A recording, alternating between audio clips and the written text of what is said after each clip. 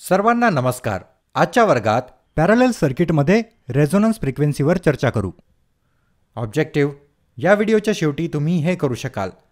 Parallel AC सर्किटमध्ये resonance frequency मोजणे. सर्किटमधील पॅरलल रेझोनन्सचे परिणाम निश्चित करा. प्रथम रेझोनन्स फ्रिक्वेन्सीबद्दल थोडक्यात चर्चा करूया.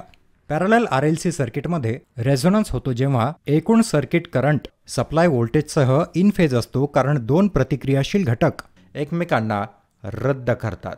रेझोनन्स फ्रिक्वेन्सी ही एक फ्रिक्वेन्सी आहे जी AC सर्किटमध्ये येते. रेझोनन्स फ्रिक्वेन्सी ही एक युनिटी पॉवर फॅक्टर आहे जिथे सर्किटमध्ये रेझिस्टर, इंडक्टर आणि कॅपॅसिटर कनेक्टेड असतात. सहसा प्रतिरोधक इंडक्टर्स आणि कॅपॅसिटर्समध्ये भिन्न पॉवर फॅक्टर्स आढळतात. युनिटी पॉवर फॅक्टर रेझिस्टरवर होतो. लॅगिंग आणि लीडिंग पॉवर फॅक्टर अनुक्रमे इंडक्टर आणि कॅपॅसिटरमध्ये आढळतात. प्रेरक अभिक्रिया XL आणि कॅपॅसिटिव्ह रिॲक्टन्स XC यांचा समतोल साधून रेझोनन्स फ्रिक्वेन्सी मिळवता येते. XL XC. एका विशिष्ट फ्रिक्वेन्सीवर प्रेरक अभिक्रिया XL आणि कॅपॅसिटिव्ह अभिक्रिया XC समान मिळतील आणि एकमेकांना रद्द करतील. परिणामी युनिटी पॉवर फॅक्टर होईल. पॅरलल रेझोनन्समुळे सर्किटमध्ये जास्तीत जास्त प्रतिबाधा निर्माण होते. परिणामी पॅरलल रेझोनन्सवर सर्किटमधून वाहणारा करंट कमी आहे. पॅरलल रेझोनन्स सर्किटमधून इंडक्टर्स आणि कॅपॅसिटर्सचा प्रभाव काढून टाकतो.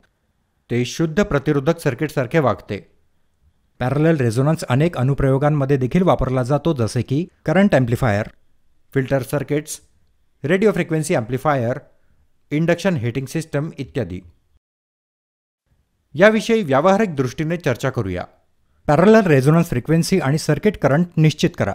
इंडक्टर्स आणि कॅपॅसिटर्सची व्हॅल्यू अनुक्रमे 40 हर्ट्झ आणि 0.1 मायक्रोफॅरड असू द्या. त्यांना एकमेकांशी पॅरलल कनेक्ट करा. ब्रेडबोर्ड वापरून 0 ते 50 मिलीअँपिअर आणि LED मालिका LC समांतर सर्किटला लोखंडी प्रकारचा मूव्हिंग ॲम्मीटर जोडा. सर्किट डायग्राममध्ये दर्शवल्याप्रमाणे LEDचे एनोड आणि कॅथोड टर्मिनल जोडलेले असणे आवश्यक आहे. सर्किट डायग्राममध्ये दाखवल्याप्रमाणे सिग्नल जनरेटर किंवा फंक्शन जनरेटरला सर्किटशी कनेक्ट करा. फंक्शन जनरेटर चालू करा आणि सिग्नलला साइन वेव्हवर सेट करा. सिग्नल जनरेटरचे आउटपुट 4 VRMS आणि फ्रिक्वेन्सी 1 kHzवर सेट करा. सर्किटमधून करंट सुमारे 10 ते 12 mA आहे आणि अधिक नाही याची खात्री करा. चालू असल्यास वाहने अधिक आहे. सिग्नल जनरेटरची आउटपुट पातळी कमी करा.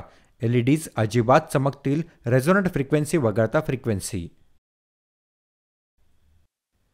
हळूवार फ्रिक्वेन्सी वाढवा आणि रेझोनन्स फ्रिक्वेन्सी रेकॉर्ड करा, ज्यावर सर्किट करंट कमी होतो.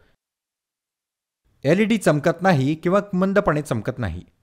ही पॅरलल रेझोनन्स सर्किटची रेझोनन्स फ्रिक्वेन्सी आहे, कारण रेझोनन्स पॅरलल आहे. पॅरलल LC सर्किटद्वारे विद्युत I किमान असेल. फंक्शन जनरेटरमध्ये 500 हर्ट्झ ते 2 kHz पर्यंत भिन्न फ्रिक्वेन्सी सेट करा आणि टॅब्युलेशनमध्ये संबंधित करंट व्हॅल्यू नोंदवा. करंट विरुद्ध फ्रिक्वेन्सीचा आलेख प्लॉट करा आणि प्रतिसाद चिन्हांकित करा. LC पॅरलल सर्किटची रेझोनन्स फ्रिक्वेन्सी. इंडक्टर आणि कॅपॅसिटरची व्हॅल्यू भिन्न व्हॅल्यूजमध्ये बदला आणि रेझोनन्स फ्रिक्वेन्सी मोजा.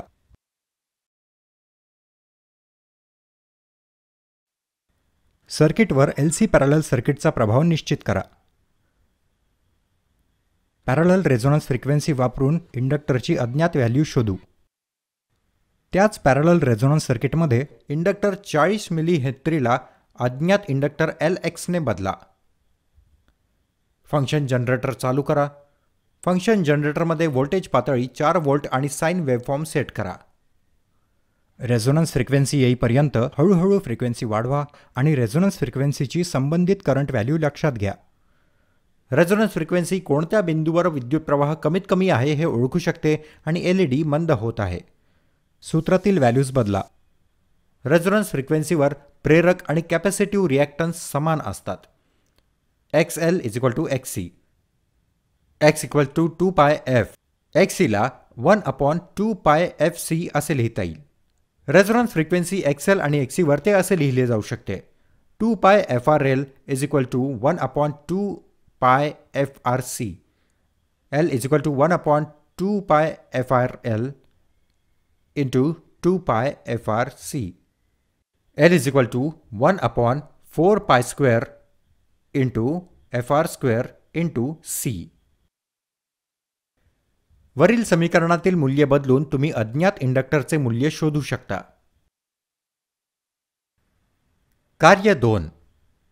3 फेज डेल्टा कनेक्ट केलेल्या नेटवर्कमध्ये ऊर्जेचे मापन. E = P × T. सूत्र वापरून शक्ती मोजली जाऊ शकते. P = √3 × VL × IL × cos pi. T = 10 क्रांतीसाठी मोजलेला वेळ.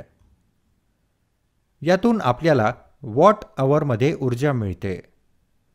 ऊर्जा मीटर स्थिरांकावरून ऊर्जेची गणना करा आणि मोजलेल्या व्हॅल्यूशी तुलना करा. उदाहरण: जर ऊर्जा मीटर स्थिरांक 1200 आवर्तन प्रति किलोवॅट तास असेल, याचा अर्थ 1 युनिट किंवा 1 किलोवॅट तास ऊर्जेच्या वापरासाठी ऊर्जा मीटर 1200 क्रांती करेल. असे गृहीत धरा की ऊर्जा मीटर डिस्कने 10 मिनिटात 100 आवर्तने फिरवली तर 1 तासासाठी डिस्क 600 वेळा फिरते. या निकषांसाठी ऊर्जा शोधण्यासाठी सूत्रामध्ये क्रांती आणि मीटर स्थिरांक बदला. ऊर्जा बरोबर क्रांती प्रति मीटर स्थिर. ऊर्जा = 600 / 1200 = 0.5 किलोवॅट तास किंवा 500 वॅट तास किंवा अर्धे युनिट. त्यामुळे लोडद्वारे वापरली जाणारी ऊर्जा 500 वॅट तास आहे. ते समान आहे हे सत्यापित करण्यासाठी या ऊर्जा मूल्याची मोजमाप केलेल्या मूल्याशी तुलना केली जाते. ऊर्जा मीटरच्या स्थिरांकांमधून ऊर्जेची गणना करा आणि मोजलेल्या मूल्यांशी तुलना करा. सूत्र वापरून शक्ती मोजली जाऊ शकते. P = √3 × VL × IL × cos pi. T = 10 क्रांतीसाठी मोजलेला वेळ. यातून आपल्याला वॉट अवरमध्ये ऊर्जा मिळते. 3 फेज असंतुलित तारा कनेक्टेड नेटवर्कमध्ये ऊर्जेच्या मोजमापावर चर्चा करूया. सर्किट असंतुलित करण्यासाठी प्रत्येक टप्प्यावर जोडलेल्या वेगवेगळ्या वॅटेजच्या दिव्यांचा वापर करून तारेचे कनेक्शन बनवा. सर्किट डायग्राममध्ये दाखवल्याप्रमाणे 60 वॅट्सचा दिवा L1 R फेजमध्ये जोडला जाऊ द्या. 200 वॅटचा दिवा L2 Y फेजमध्ये जोडला जाऊ द्या आणि 40 वॅटचा दिवा L3 B फेजमध्ये जोडला जाऊ द्या. सर्किट आकृतीमध्ये दाखवल्याप्रमाणे. सर्किट डायग्राममध्ये दर्शविल्याप्रमाणे 2 हलणारे लोखंडी ॲम्मीटर कनेक्ट करा. एक म्हणजे फेज करंट मोजणे आणि दुसरे म्हणजे लाईन करंट मोजणे. सर्किट डायग्राममध्ये दर्शविल्याप्रमाणे 2 हलणारे लोखंडी व्होल्टमीटर कनेक्ट करा. एक म्हणजे फेज व्होल्टेज मोजणे आणि दुसरे म्हणजे लाईन व्होल्टेज मोजणे. फेज व्होल्टेजसाठी व्होल्टमीटरची श्रेणी 0 ते 300 व्होल्ट आहे आणि लाईन व्होल्टेजसाठी 0 ते 500 व्होल्ट आहे. सर्किट डायग्राममध्ये दर्शविल्याप्रमाणे 2 वॉटमीटर कनेक्ट करा. सर्किट डायग्राममध्ये दर्शविल्याप्रमाणे 3 फेज एनर्जी मीटर आणि 3 पॉवर फॅक्टर मीटर कनेक्ट करा. 4 पोल 6 अँप MCB द्वारे 3 फेज वीज पुरवठ्याशी संपूर्ण सर्किट कनेक्ट करा आणि स्टार कनेक्शनचा सामान्य बिंदू 3 फेज सप्लायच्या न्यूट्रलशी जोडा. MCB चालू करून आणि टॅब्युलेशनमध्ये मीटर रीडिंग नोंदवून सर्किटला ऊर्जा द्या. लाईन करंट आणि फेज करंट समान असल्याची खात्री करा आणि लाईन व्होल्टेज फेज व्होल्टेजच्या 1.732 पट आहे. स्टॉपवॉच घ्या संदर्भ म्हणून ऊर्जा मीटरच्या डिस्कवर लाल खूण ठेवून स्टॉप वॉच चालू करा. 10 आवर्तनांच्या वेळेची नोंद करा आणि ते सारणीमध्ये ठेवा. ऊर्जा मीटरने वापरलेली ऊर्जा निश्चित करा आणि ऊर्जा मीटरच्या स्थिरांकातील गणना केलेल्या मूल्यांशी तुलना करा. पाहिल्याबद्दल धन्यवाद. तुमचा दिवस उत्तम जावो.